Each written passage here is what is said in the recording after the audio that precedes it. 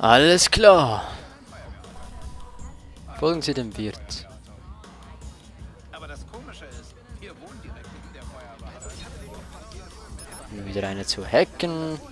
4160.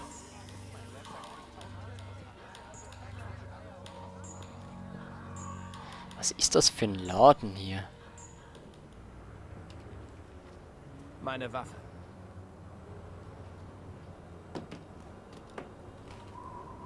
Hoffentlich beehren Sie uns bald wieder. Ich denke nicht.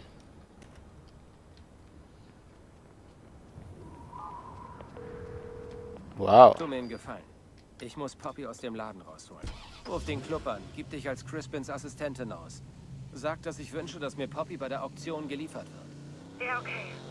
Sie wird da sein. Das regel ich. Vielleicht musste Crispin sterben, aber wenigstens retten wir das Mädchen. Das ist gut, oder? Ich weiß nicht, ob die Rechnung aufgeht, aber wir holen sie da raus. Akte 2. In den Abgrund starren.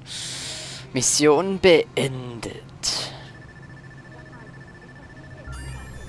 Neues Fahrzeug verfügbar. Ein sehr schönes Fahrzeug.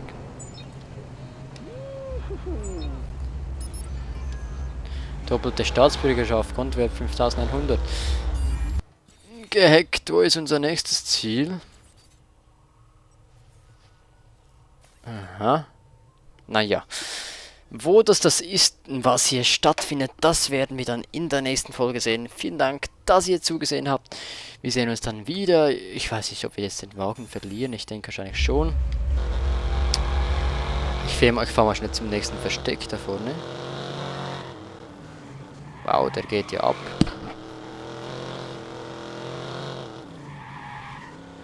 Ui.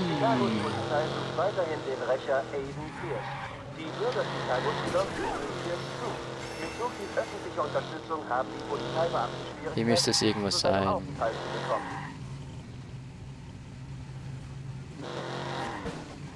Ach ja, hier ist es ja. Blackout. Nö, ich will einfach nur hier rein. So. Haben wir abgefangenes Audio hier.